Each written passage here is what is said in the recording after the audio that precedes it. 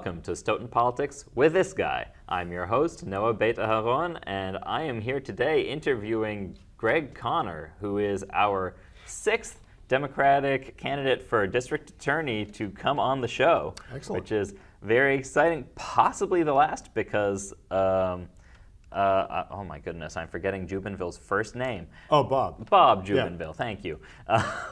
Has, last time I called the Secretary of State's office, or not Secretary of State, whatever. Secretary of the Commonwealth? Yes, Secretary of the Commonwealth. Last time I called the office, they said he hadn't yet submitted signatures, so I don't know if he's gonna, and therefore possibly our last Democratic candidate. So thanks for the update. I didn't know that. Thanks so much for coming. Excellent. We're gonna start out with just like the simplest stuff.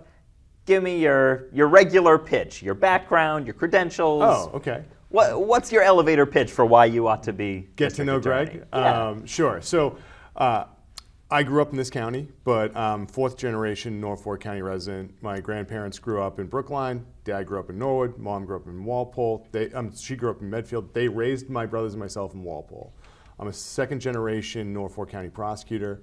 My dad was a prosecutor in the DA's office from 68 to 75. I went to Severian, BC Law, and joined the office. I was an intern in '96 under Delahunt, and then I joined the office in 2001 under Bill Keating. Okay. My wife and I live in Milton. It's where we raised our 2 girls, and so I've been in Milton since '05. And so in March of this year, I left the office to run for office after 25 years in the office. I'm running because I had the opportunity to see who else was out there, and I thought that I would bring the most amount of experience to this job, having been a prosecutor in the county for 25 years, leading several different units within the office.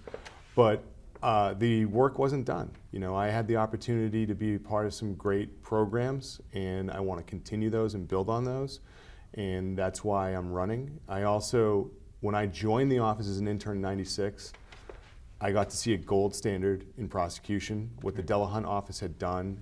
I think the rest of the country was looking to as far as how to approach domestic violence. And so I had a great amount of pride being a part of that office. I wanted to be an employee of that office, and that's when I waited for Bill Keating to hire me. And I want the rest of Norfolk County to have that pride in their office. I want the people to feel that they are, if they're victims, they're being heard, and realize that people like myself are going out there fighting for them. So that's, nice. That's why I'm running. What are some of the programs that you're particularly proud of? Well, so I got in March of 2001, and the drug court in Quincy District Court had been founded, but I actually got to help, it had been created, but I helped develop it from there. And drug court is a great program for people that are facing incarceration, but instead of that, they're getting treatment for addiction issues.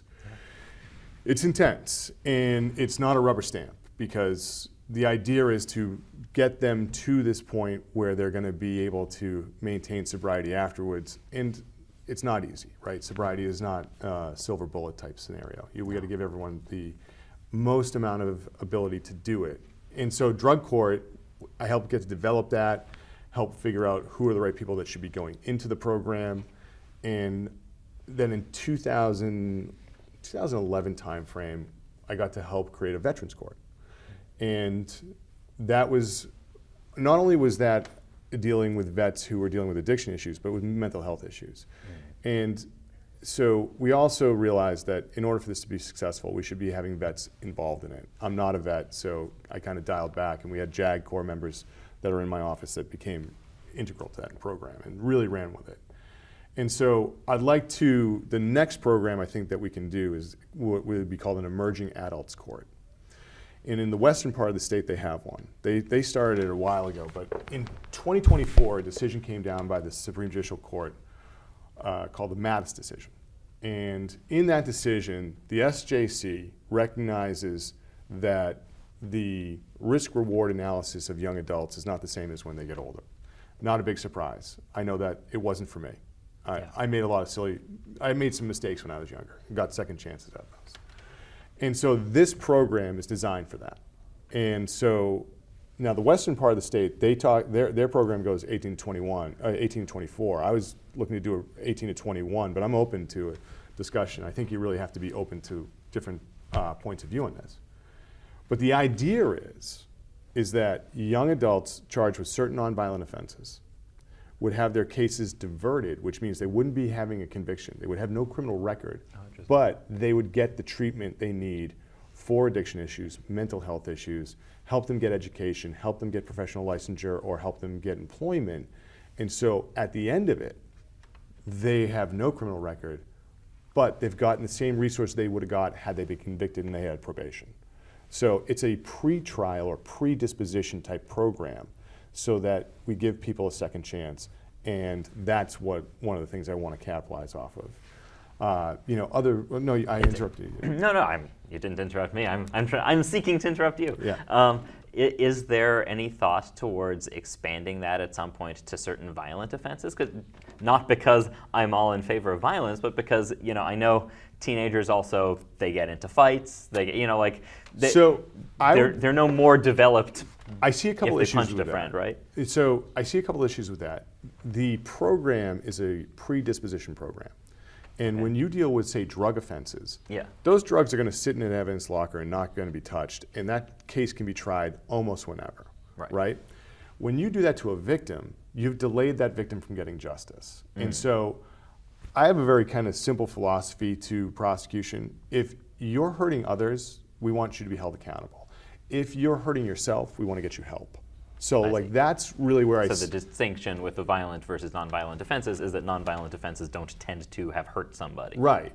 Fair. And so that's the idea behind it, is that if you need help, let's get you help.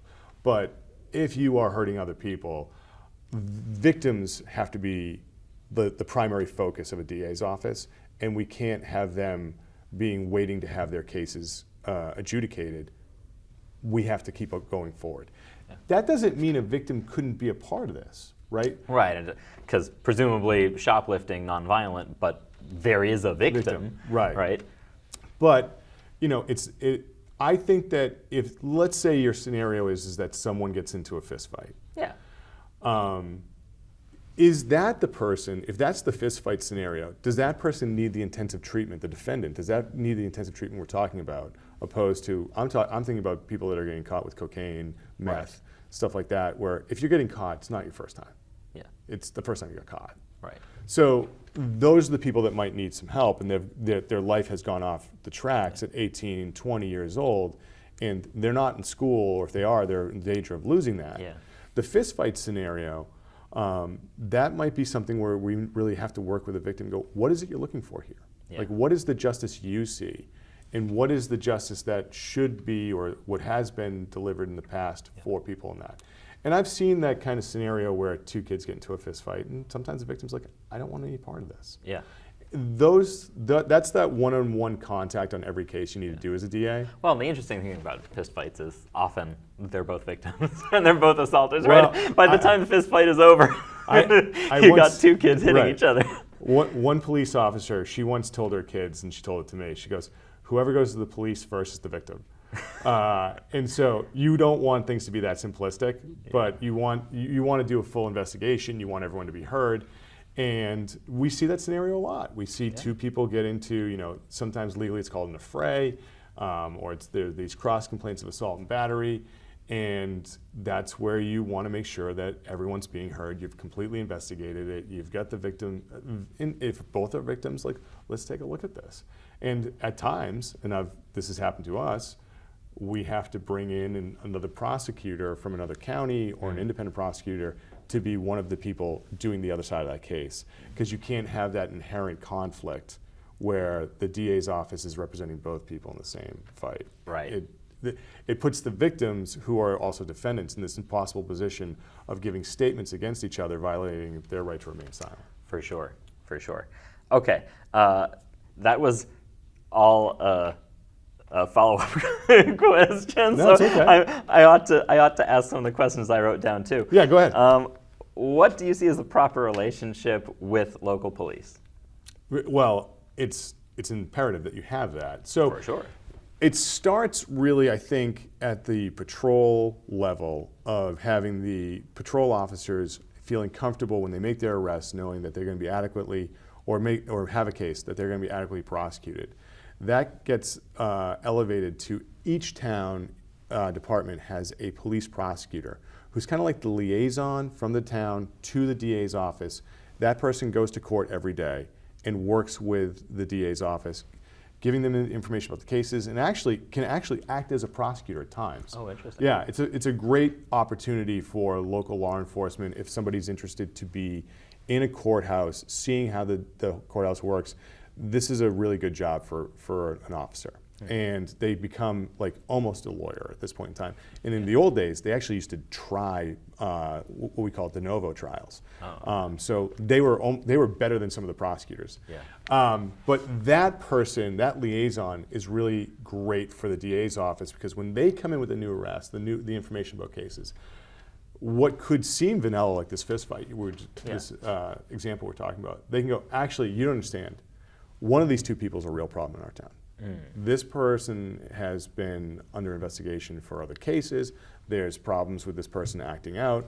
And so that relationship with local law enforcement gets stronger with the prosecution at that level. I'd say the next important level is the chief to the DA. Okay. Because the chief and the DA have to be in constant communication about what's going on in the community and also in their department.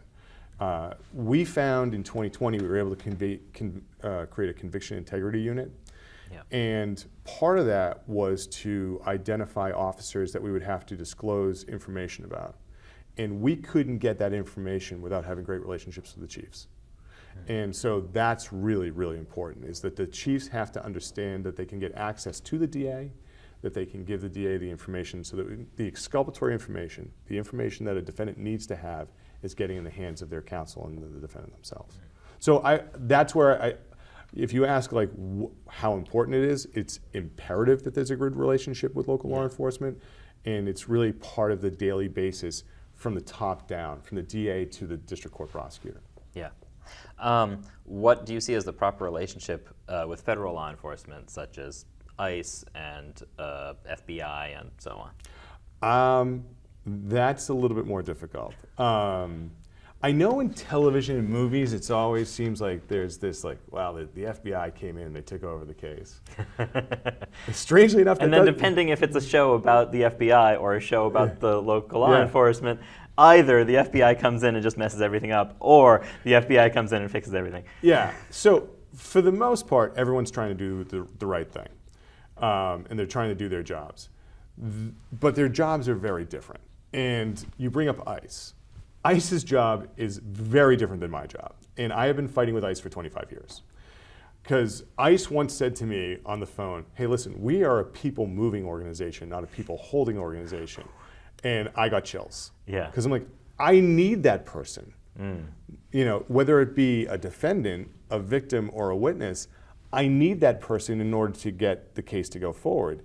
And for 25 years, they have been taking defendants that had detainers, and if they were on the street, they weren't in custody, they were deported within days. Yeah.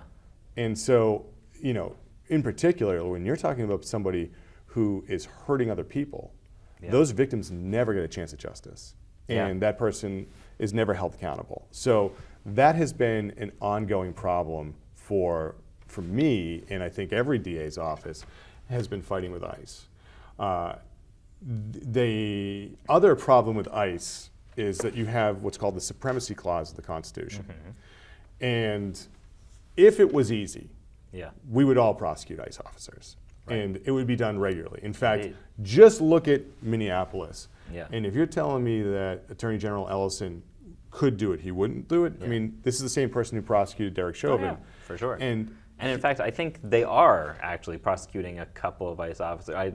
I was reading about this like yesterday or something. The day before, but it's been a long time with town meeting, and now I'm half asleep. So. And on those cases that I've read about, it has been what they have done outside their job, not stuff that they've done during their job.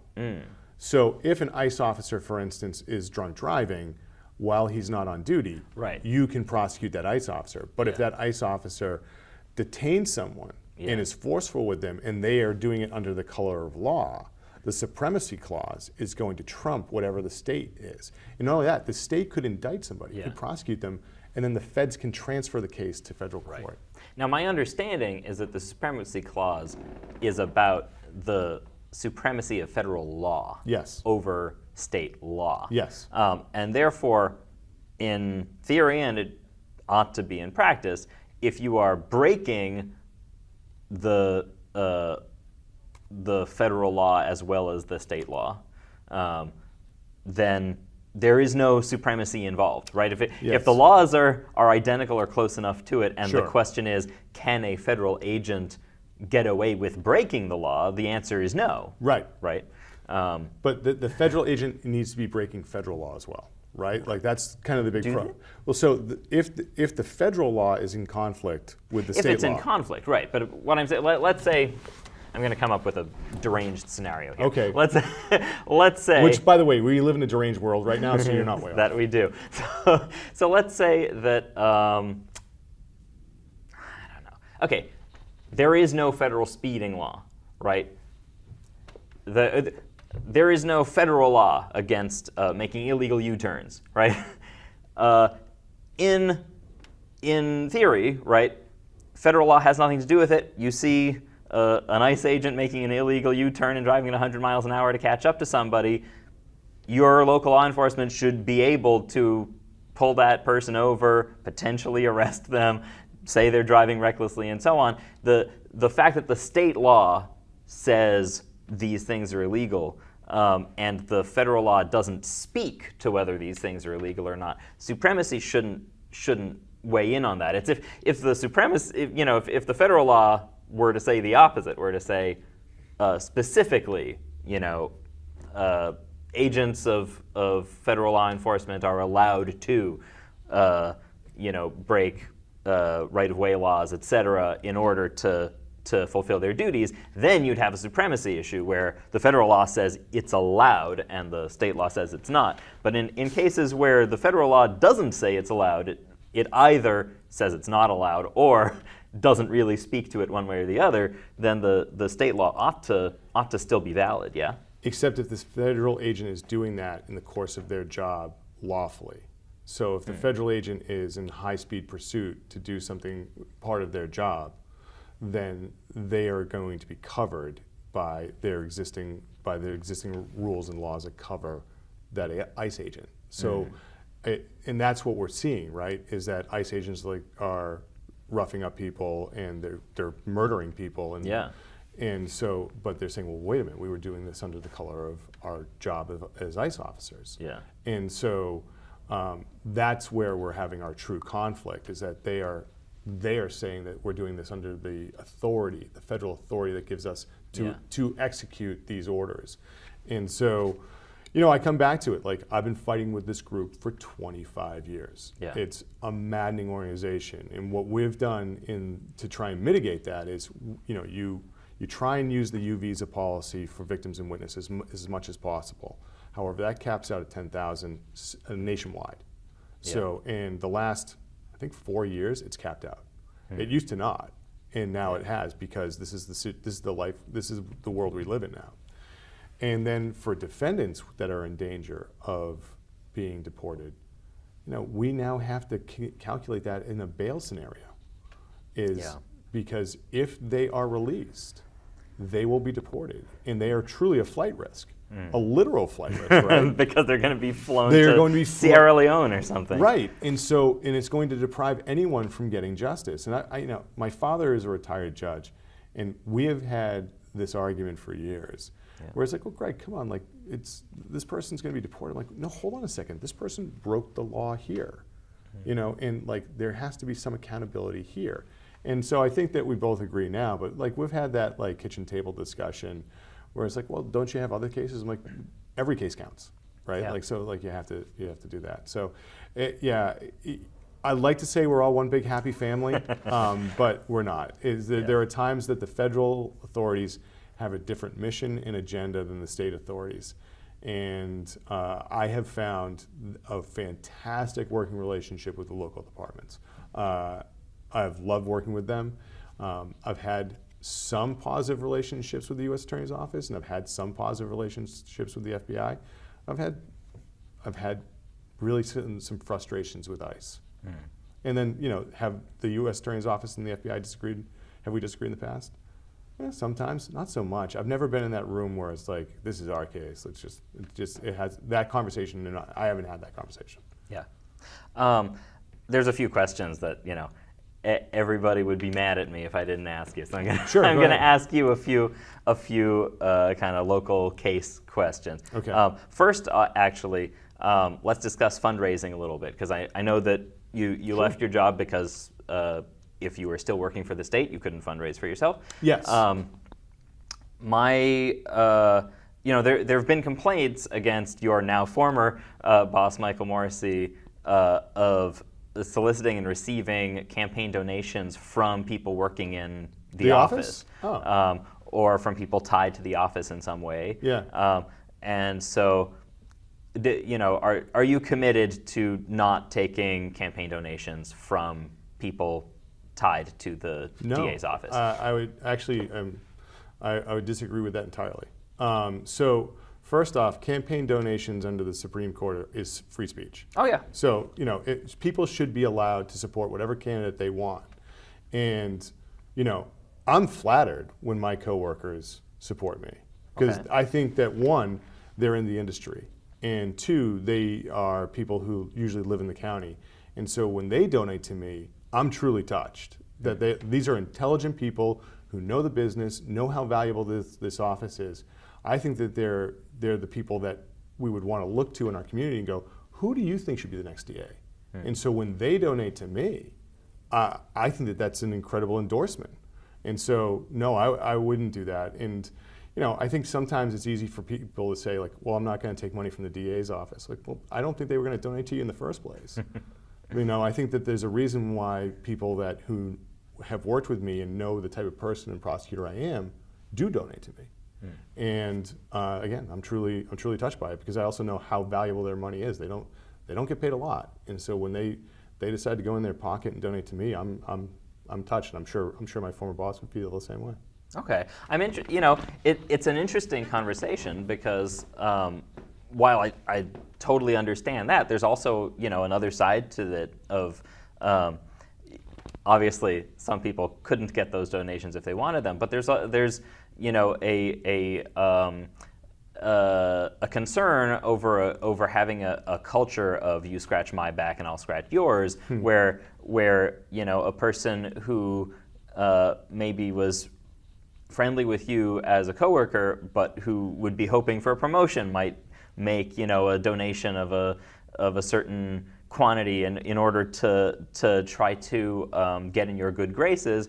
That despite the fact that it's obviously legal for them to donate you, whereas the person receiving the donation, you might say, just in order to avoid the appearance of impropriety and the feel, the kind of, to avoid creating a culture where people feel like there's a pay to play going on. Oh, yeah. I would prefer to not take those donations. Do you see what I'm saying? I do hear what you're saying, but then there's an entire group of people who don't get to have their voice heard, which is contrary to what the Supreme Court's telling us about donations. So I can't agree with that. Particularly because, one of the things we do is, when we're assistant district attorneys, is we take an oath to uphold the laws of the Commonwealth and the Constitution of the United States. And I can't go against the First Amendment, so I'm not going to. But I also think that when I take that oath, and I take it every 4 years, and I take it as a special prosecutor, and I go into other counties, I take it serious. And I've felt that other people have taken it serious. I've worked for 3 different DAs. I've worked for Delahunt, I worked for Keating, and I worked for Morrissey. I didn't see a pay to play.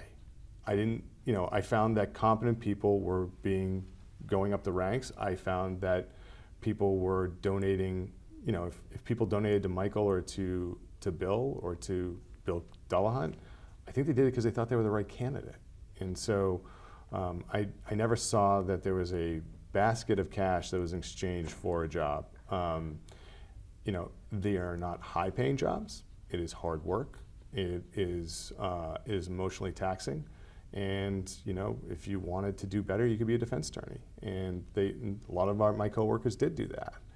And then the next step is, does the defense bar not get to donate if you're going to do this? because, well, actually they should be able to donate. Shouldn't they be able to say, like, we think that this is a reasonable person in the industry that should be involved in prosecuting cases? I mean, counterpoint, you could say, what if none of these people, what if it's not socially acceptable for any of these people to donate, but they're already allowed to endorse, they're already allowed to actually go on TV and to say, I think everybody should elect so-and-so. They just, you know, How do they get on TV?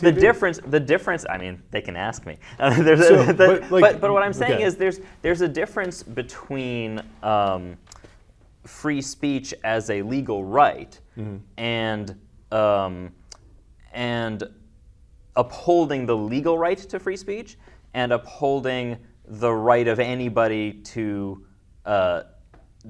use their free speech however they want to, in saying that the manner in which they're doing it is socially acceptable, right? It's obviously if one of my friends starts going on a racist rant, and is like just flat up, you know, shouting slurs at people and whatever, right? They have a right to free speech. Right. I have no right to tell them that they cannot say those things. But I do have a right to tell them that saying those things makes them no longer my friend. Right? I agree with you. And so with that, wouldn't it be that somebody has the right to donate to whatever candidate they choose? But if that person happens to be bad at their job, the candidate still has the right to fire them. Well, of course. Or the elected official has the right to fire them. Yeah. And so that happens. Yeah, for sure. And so people take their job and their responsibility to the public seriously, and if they find that there are people who can't toe the line, and again, I've never seen it come into play where someone's like, I've never seen like, well, he donated $50 at the last. Like, I've never heard that. But I don't think you necessarily would. I think the whole idea of well, most of the time, the Supreme Court has allowed a ridiculous amount of bribery, but I'm not talking about like outright bribery. Yeah. I'm talking about the way in which you can generate positive feeling by signaling support in a certain way, right? Like you're more right.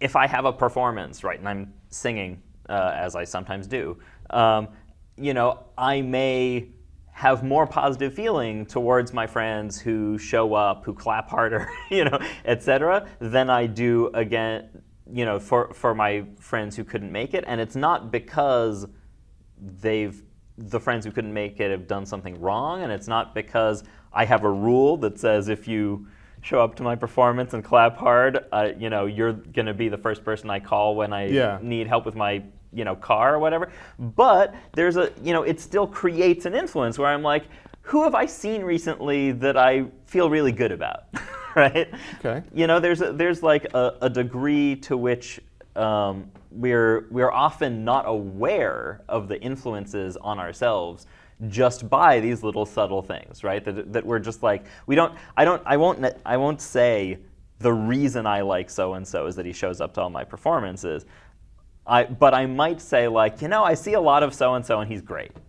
So you know? I don't like fighting hypotheticals because that's fair. Because what will wind up happening is that we'll have like this like long discussion of like, well, wait a minute, so and so only went to the second performance and not the third performance. Right. You know, your question to me was, would I not take the money? And my response to you is, I would, because if someone is willing to endorse me, and they're willing to do it by a donation, and they're somebody who knows me, who knows my work, and they are in the same industry as me, I am actually, I'll tell you, I believe that that's a very positive endorsement. I believe that that's somebody who knows the business, and I appreciate it. And so that means a great deal to me. So, you know, I guess the question was, would I take the money? And the answer is, I would take the donation by somebody who is in the business, whether they be a defense, whether they be in the prosecution, whether they be in the office, whether they be someone who's just left the office. Okay. I think they should have the right to have the right to endorse whatever candidate they choose. All right. Yeah. I mean, it's a solid answer. Thank you. I'm not going to argue that it's not an answer. You've answered the question. Yeah. Okay, there was another question that somebody suggested, a friend, that apparently Michael Morrissey has continued to insist that Sandra Birchmore killed herself. Do you believe he's correct in that? So I didn't handle the Birchmore case. I don't know if Michael's been insisting it, I can't speak for Michael. I know recently, in preparation for trial, the medical examiner's office changed their determination in that initially Dr. Capo Martinez determined that it was suicide, and Chief Medical Examiner Mindy Hull backed up that determination. Yeah. And so that was the determination that had been put in the death certificate. That was the determination that had been given to all the parties. I know that Dr. Bodden, when he was hired by the family, determined that it was a homicide. Yeah. And then I believe Dr. Smock, that was retained by the U.S. Attorney's Office, also determined that it was a homicide. Yeah. But and the medical examiner has now changed the cause of death to undetermined. I believe so. I thought I read that recently. Yeah. I don't know if it was Dr. Capo Martinez changed it or if Dr. Hull changed it, but the medical examiner's office itself has now put it as undetermined, I believe. Yeah. So I don't think that, the district attorney doesn't get to choose what a medical examiner puts on a death certificate. Of course not. Yeah. And so I'm sure Michael has been saying, well, the death certificate says X. I don't know if, I don't know, I can't say for what he's been saying beyond that. Okay. Let me just ask kind of point blank then, do you believe that she killed herself? So I don't know because it's not my case. In addition, it's a case that's going to go to trial soon. Yeah. And so what I don't want to do is get involved in a case that's going to go to trial and make a determination on that.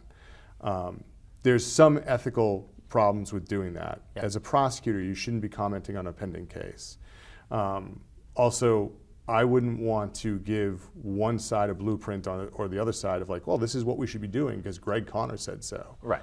So I think that, to get into a greater discussion on Birchmore, I think that there were missed opportunities by the DA's office that could have kind of generated more information and figured out a cleaner path on how to go forward. But as far as I can't tell you because I didn't read the medical examiner's report. I haven't read all the police reports. It would be an uninformed opinion, and those are kind of dangerous to give out. Yeah. You say that prosecutors should not be influencing a case by making public statements about it, but there's always some amount of public statement that happens when you bring charges. Sure. Could you kind of tease out the difference there? Like when is it okay to comment publicly and when shouldn't it be? The rules of professional conduct that govern lawyers, particularly prosecutors, is that they are not supposed to make extrajudicial statements. Okay. So an extrajudicial statement would be outside the courtroom. Okay. In the courtroom, when the prosecutor does an arraignment and says, Your Honor, I'm asking that the person be held without bail, and one of the reasons is the facts of the case. Let me go into the facts of the case. That is a safe haven for the prosecutor. Yes. They're allowed. They're allowed to do that. So they shouldn't go on the steps of the courthouse. Oh, okay. And go while the case is pending and be like, this guy, he's a bad guy type thing. Oh, okay. Because I feel like I've seen that happen all the time, where someone will have a press conference about we are charging so and so with these things because they did these things, right? You were allowed to say certain things at those press conferences. So, for instance, you were allowed to say the identity of the person being charged. Yep. You were allowed to say what the charges are, what the next date is, where the court will be. You can give some overall cursory information about the initial facts in the initial press conference, but after that, you really can't do much more. And so once the case is arraigned, you really should be doing everything in the courtroom. Okay. Let's see. So would you say that, because I know you're not, excuse me, you didn't handle the Karen Reed case and you're not handling the Sandra Birchmore case, but is your impression that the statements that Morrissey made in those cases have been conducted appropriately? Would you conduct yourself differently in some way? So I think that, yes, I would always I would conduct myself the way that Greg Conner conducts himself. So when you ask a question about Michael, it's like, well, ask Michael. Yeah. So that being said, I think that I believe that a prosecutor should be doing their talking in the courtroom. And that's where, if there's something to be done, that's where we should be doing it. And there are opportunities in the Reed case where prosecutors could have said things in the courtroom, and to their own choice, they didn't. It wasn't my case. They made tactical decisions. I can understand why they might have wanted to do certain things at certain times. There have been times when I've been in court where I felt it was important to say, Judge, this is what's going on. And the reason I felt comfortable saying that was that I knew that it could be released to the world because I was in that safe haven. Yeah. The judge had asked me a question, Mr. Conner, what's going on with this thing right now? And I could say, oh, Your Honor, these are the different factors of what's going on with this case right here and now. Yeah. And then if a reporter wrote about it, I felt that I had done the right thing. Yeah. So that's how I would traditionally conduct myself. You ask about other statements, again, those are Michael's calls, but I believe that our spot under the professional code of professional responsibility is that we're supposed to be doing our talking in the courtroom. Yeah, okay. I think this is the last question about Michael. Okay. I'm sorry. I get it. He's been there for 15 years. He's been there for 15 years, and you've been working in his office for all 15 of those years. He inherited me. And, yes. Yeah, and the thing is that seeing as also he's endorsed your candidacy, I think there's reason to think that anybody who was satisfied with the job that Michael Morrissey has done would also be likely to support you. Okay. And so I'm interested in kind of what you have to say to people who are specifically dissatisfied with him. What is kind of your pitch to people who are not happy with how things have gone and would like some big change? So I tell everyone, no matter what happens in January, there's going to be a change. Michael did not run. Yeah. And so when people go, well, we need a change, I'm like, good. You got it. You got it. No matter what you do, no matter what happens, change is coming. Now, I'm proud of the work I did. And I did it for 25 years. I did it for 3 different DAs. I look back at my career and think that I fought for victims. I think that I tried to help people that were in crisis. And I like to think that I've served the community I grew up in. And so, when people ask me about Michael, I can only say, listen, Michael can talk about Michael. I can talk about me. And so what am I about? I think I've told you. I think I've said, hey, if you're hurting others, then you have to be held accountable. If you're hurting yourself, I want to get you help. Absolutely. If you want to talk about the cases I've done where, somebody kills a police officer in the line of duty and a senior citizen who saw that murder, and I felt that we had to prosecute that, and even though it was a hung jury, we went back and did it again. I have no regrets on that. And you've talked about a man who... And the second time, did you get the conviction? Yes, we did. We did. So, the first time, this is the Weymouth case for Michael Chesney and Vera Adams, where they were the victims. It was a long trial, and not only that, it had a certain amount of media attached to it, to the point that we had to pick a jury from another county. Yeah. And what had happened was, it was one of we know this because of an interview that was done by a local media outlet with the foreperson of the jury, was that one person wouldn't deliberate. And so after a number of days and the entire trial, it was a mistrial. We had to retry it. And so we then go to another county and pick another jury. And we spend a lot of resources doing it, but 2 people were murdered. And we wanted that person held accountable. And so with that, we prosecuted the case a second time, and the jury was out for an extended period of time, but they came back with a first-degree conviction for the murder of Michael Chesney and a second-degree conviction for Vera Adams, and justice was done. And I feel a great deal of pride about that case, as well as all the other cases that I've been able to be a part of. There have been murders throughout the county that I've been able to be a part of, financial crimes I've done, motor vehicle homicides I've done, and trying to work for those victims. I have a great sense of pride. And so, if you ask me about my work, that's what I believe in. I think that's what I can best comment on, is like what I stand for. Yeah, awesome, because That's what I want to be asking more questions Okay. about. We've gotten rid of all of the you have to ask this question now. There's the you get to ask Hey, this listen, question. I get it, by the way. And you got to do your job. And when your people are saying, hey, you got to ask him about X, you got me here. You got to do it. Yeah, I mean, okay. So I've asked every DA candidate this question too. Are there any forms of evidence that, despite their admissibility in court, you distrust their accuracy and might discourage their use? Yeah. So the National Academy on Sciences came out with a publication in like 2012, I believe, and they decided that and put into writing DNA is the gold standard. Right? Okay. So understanding that, they then went after different types of evidence that is no longer really considered valid. So like bite mark has kind of gone down that road. Yeah.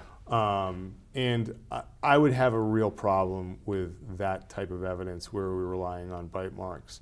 And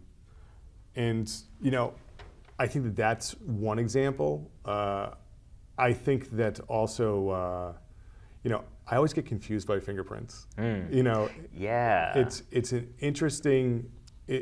Fingerprints is more at times subjective than objective, and so. And yet it has that kind of patina of science Yes. that makes people feel like it must be very objective. So with that, I think a lot of it comes down to the examiner, and then when you do a deep dive in how they get to that point, I've felt more comfortable. But Okay. when someone first goes, well, that swirl is Tom, and I'm like, really? How'd you get to that point? But then actually with there's certain databases that examiners use, and there's one called APHIS, and that's kind of like the nationwide one. With a V, Avis? F. AF. And so when they submit a print, they will get like 12 different categories, 12 different potential hits. Oh, interesting. Of different individuals, and they don't have a name associated with them. So Yeah. you're taking out confirmation bias. Yeah. And so then they go and look at those prints, not knowing the name of them, and they do their examination. And so when you do a deep dive into what it takes to become a print examiner, Yeah. and how they get that, and also that it goes through peer review, Yeah. I felt more comfortable with prints. Yeah. But I will tell you, when I started my career, I'm like, I don't know. But, Yeah. so would I throw out prints? No, I think prints can be valuable. I also think what's interesting about prints is when you don't find prints. And so like that's actually kind of a helpful tool of like, oh, well, we did look, we couldn't find it, or we couldn't find a usable print. There is a print there. Like that type of information is really valuable. Yeah. So you don't want to, but I think when you get to that conclusion, you want to make sure all the requisite steps have been done.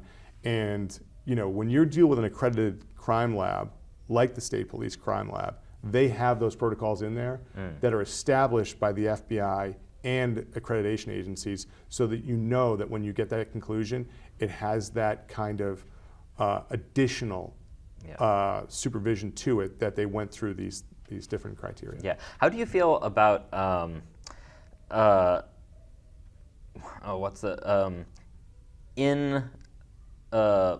imprisoned informants? You know how there's this whole thing where like, someone will say, oh, well, I'm the roommate in our jail cell with the accused person, and he told me so-and-so, right? I don't think I've ever used one.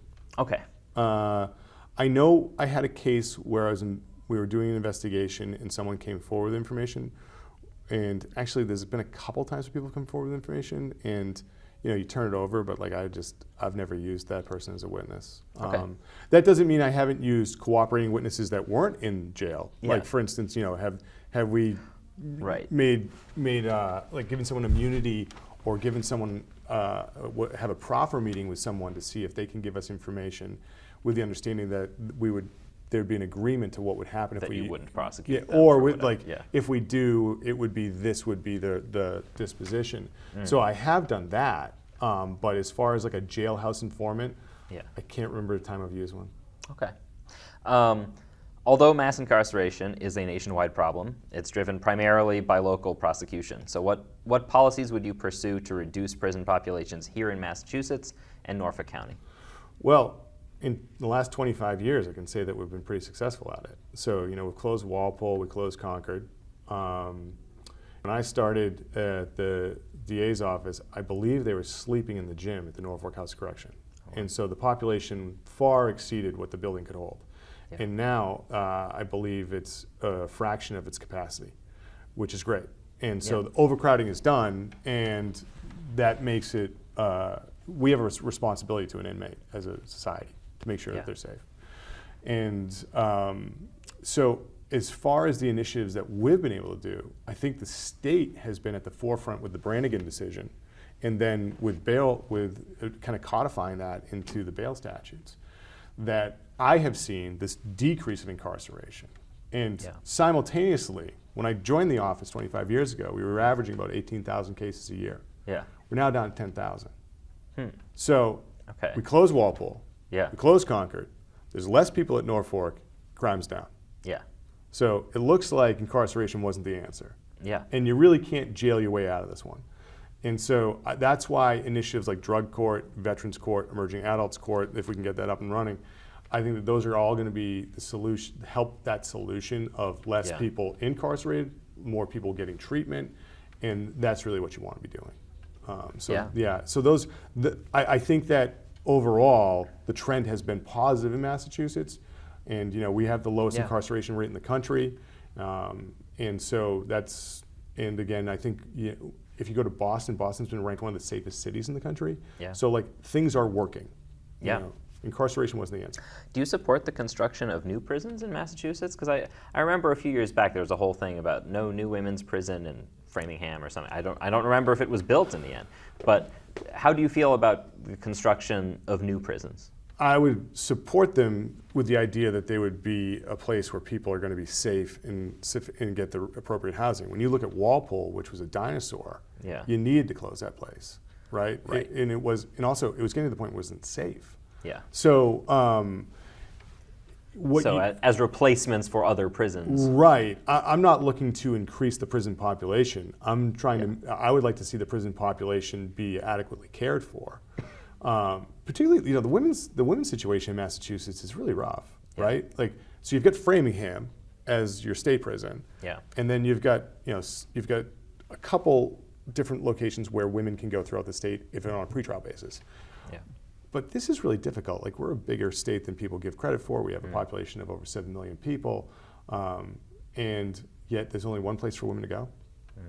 And so if you want to visit your family member who's incarcerated and you live in the western part of the state and she's in Framingham, like, that's not great. I mean, that being said, you could make that argument for, well, my relatives at Sousa or my relatives at Norfolk. Yeah. You don't get to choose relatively where you go. So it's not ideal. You'd like to see people have greater access to their family. And if they can come up with a solution that would adequately do that, I'd support it. I think the other issue with the prison population is that we're at this point now where it's aging, and the health needs of our incarcerated population are becoming greater and greater every year. Yeah. And particularly as we get to the point with mental health, but also with dementia. And so, there are studies out there that if you're doing more than 20 years, you're going to be looking at early onset dementia, heart disease, diabetes, and so it's going to become more and more expensive to care for these individuals. And we have a responsibility to do just that. I think, though, recently Norfolk House got like an A+ or an A rating as far as its handling its population, but it's a pretrial population mostly. And I think that what we want to do is be able to care for the people who are in the system and make sure they're getting the requisite health care. We have a responsibility to these people once they become incarcerated. Okay. What's your stance on the prosecution of crimes of civil disobedience, such as disorderly conduct? I think it comes down to talking to the police. So it's easy to say, well, I just dismissed that because it's a silly crime. And as a person who actually had done things like that in the district court.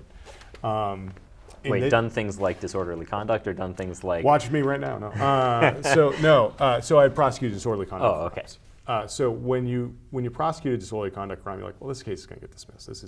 This person isn't Al Capone. Let's move on. But then if you do that and you don't talk to the police beforehand, they're like, no, you missed the boat, Greg. This person was scaring everyone. There were kids around. They were threatening to shoot up a school. Like, oh, well, that wasn't in the report. That would have been helpful information. So before you make a determination like that, you really have to be talking to the police on the civil disobedience stuff. Because I will say, I do think that people, if you're dealing with unions that are looking for a right to assemble and be heard, yeah, you want to support that. You want to let them have that opportunity to assemble. You just want to make sure everything's done lawfully, right? Yeah. Are they blocking traffic? Well, then we're going to have some issues here. Are they threatening people? But that's really not the problem I'm seeing with unions. Have we seen that in other scenarios where people were trying to intimidate others and stuff like that? That's a different thing. And then you're dealing, I don't know so much as civil disobedience, but like when we talk about the intimidation of a witness statute or obstruction of justice, like that's actually pretty serious. Yeah, for sure. My first thought is victim statements, right? Because while the police may have an interest in catching someone for something other than what they actually have a problem with, right? Because they might say, okay, what you don't realize is this person's a problem in our community. Yeah. It's like, okay, but they're a problem in your community for other reasons, and not because of this disorderly conduct. Like if you can't find someone who says, yes, this man scared me, right? Then like, what are we doing here? Well, so just so we're clear, if it's a disorderly, that might not have a victim attached to it. You might not necessarily know it, because that could be a person. Let's say it's a person who's on a street corner screaming. Okay. Right. That because it's in public, because they're doing something that is causing someone to have fear or alarm, they would be charged with the disorderly. Now, we can go down the hypotheticals like we said all the time. Right. I think that if the police are like, but this guy's a problem, well, that's when we're like, all right, well, let's talk about why is he a problem? Yeah. What is it that this charge might not be your solution? Right. Is he a problem because he's shoplifting? Is he a problem because he's selling drugs? Like, that's really where you need to be focusing your efforts, because we have to uphold the law here, and we get that that you got him for the disorderly, but that's not necessarily what we're about. We're trying to, if you tell me he's a drug dealer, make a drug case. Yeah. And let's give you the resources to do that. Right. Do you need some help drafting a search warrant? Do you need additional resources for the investigation? Let's have that conversation. And that's really where I would prefer to be, opposed to, well, we're going to go to trial on disorderly conduct. Yeah. Because it comes down to resources at times. Sure. Yeah. Okay, we have some minutes left, and I want to ask my favorite question, which I didn't even get to ask Adam Deitch this question because I ran out of time. So, what is something that you personally would like to rant about? Everybody in politics has at least one thing that drives them nuts, that they need to get off their chest. What's yours? I would suggest that being a member of the Republican Party at one point in time became an issue of not so much believing in small government and lower taxes and strong national security, but on a nationwide level, all of a sudden it became, once Trump became involved, this idea that you had to not like people for what they looked like, where they were from, or who they loved. And that's really driven me crazy. And I think that that's hurt the discourse between Democrats and Republicans. I would long for the day where we could all get together and have an intelligent conversation and take hate out of it. And so that's where politics has driven me crazy, is that I felt that the extreme right made everything so difficult for everyone to try and have an intelligent conversation. And so that's, if you wanted me to rant and rave about the Trump administration and how I feel like they've fueled that fire and it's brought us down, and look at January 6th, and that type of stuff breaks my heart. And I felt that that was really kind of where the Republican Party went, and it's just, that breaks my heart to see that the idea that you wear a patriotic, so as a result, if I wear a patriotic tie, am I now all of a sudden associated with the extreme right? Where I was like, no, actually, I love this country. I love this country. I'm a Democrat. I love this country. And my grandfather would be horrified that I was showing any sympathy to the Republican Party. But I think that what drives me crazy is the vitriol that came out. And when you see the Capitol get stormed, and then people astonished that they're prosecuted for it. Yeah. Like, are you kidding me? You stormed the Capitol, and you thought that you were going to get away with it, and then to see those convictions just thrown out, that breaks my heart. That is a sad day in American history, and it was fueled by the extreme right, and that's a problem. Yeah, thanks so much. That's an excellent answer, and I like it very much. But the other thing, because the thing is that there's an aspect to it where the Democratic Party has been blamed now for decades for so-called identity politics. Yeah. Right? For bringing identity into everything. And yet, it's not the Democratic Party that says, you look and act a certain, you look like this, you don't belong. Right. It's not the Democratic Party that says, we don't like your gender, right? That says, well, I think you shouldn't exist. Democrats don't say that. No. All of that identity stuff is on the right. I would love it if we actually had great conversations about what is government's role. How small should it be? Yeah. What is states' rights roles? Where should it fall? What is national security? How much money should we spend to it? Opposed to, why is it we have to hate people because they love somebody that we don't agree with? I just don't get it. It's never made sense to me. If you talk about ranting, that would be one that bothers me to no end. Is I don't understand why we have to hate people because of just who they are or who they love. It just drives me crazy. Yeah, because of their identities, right? It's it's as simple as that. It's we don't like the way you you look. It's almost it's like Red Sox Yankees. Well, if you like the Red Sox, if you like the Yankees, I can't like you. I'm I don't care if you like the Yankees. Go ahead. The Yankees. Go ahead. Yeah. I just don't get it. I don't get the vitriol. Yeah. So. Yeah. Well, that also it's a good explanation of why you're running as a Democrat and not as a Republican. It is, and it's one of those things. As a prosecutor, you want to stay impartial, but for this race, I have always identified as a Democrat as far as their values, but I always tried to be someone that was open-minded. But man, that Republican Party is tough to get behind at times because you look at just the way that they want to just scream and yell, and I'm you can't even have a conversation. On the flip side, are there coworkers or friends that you have who are members of the Republican Party that you've worked well with? Of course, I'm not saying that all Republicans are bad. I'm saying that the extreme right is. Yeah. And so there's plenty of reasonable. Look at someone like Pat O'Connor from Weymouth. Okay. Couldn't find a better friend to labor, right? Republican representative, but a tremendous friend of labor and supports all the same things that I probably would on the labor side. And so that's a person that, you can have a great conversation with. But when you talk about when you start going down south and you just find that, you've got Marjorie Taylor Greene that just wants to yell at people for the sake of, that she doesn't like the way they look. What are we doing here? Yeah. And so, the interesting thing about Massachusetts is our Republicans are really easy to get along with. Charlie Baker was easy to get along with, So, the Massachusetts Republicans, I don't think are the problem.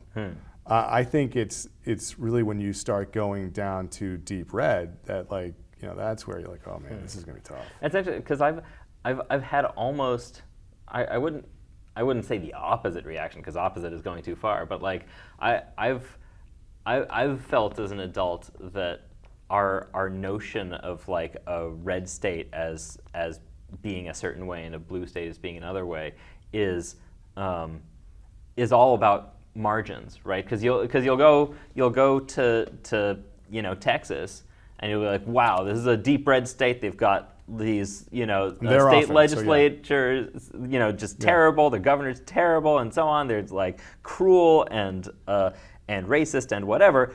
And then you'll still say, but hold on now. In this deep red state, 40% of the people are Democrats. Right, and you have the kind of the same thing here, where it's okay, we think of Massachusetts as this really democratic, progressive place, but Like 35% of our voters Are are just as hard right as Marjorie Taylor Greene, right? So it's so like, maybe that is more reflects more of the nation. I'm in Texas probably about once a year because I have family down there, and so I can say that like Texans probably have similar concerns that Massachusetts people have. Yeah. They don't want to pay more taxes than they have to. They believe in, they want to have, strong national security. I think that they actually have, I feel like when they talk about immigration, they have a different point of view than we do because they are bordering Mexico. But I have had friends in the construction industry in Texas who are like, we need this relationship with Mexico. Like, you don't understand. Like, right. This is where all our labor is coming from. This is where our labor is coming from. And these are great people who are doing hard work that we can't get people in Texas to do. Yeah. So I think that like in order to have the intelligent conversation about like immigration, you should be talking to people outside of Massachusetts going, oh, really, what's going on in your state and why is it, what opinion do you have and why is it that? And that's when you get that diversity of opinion. I think it's when we only listen to one far side, if it be the far left or the far right, that's where we just kind of want to either turn it off or we get too deep down that road, and that's dangerous. Yeah. So. Okay. Well, on that cheerful note, Greg Conner, thank you so much for coming. Thank you for having me. It's been a real pleasure talking to you. I appreciate it. Thanks. All right. Good to see you, buddy. Take care. You too.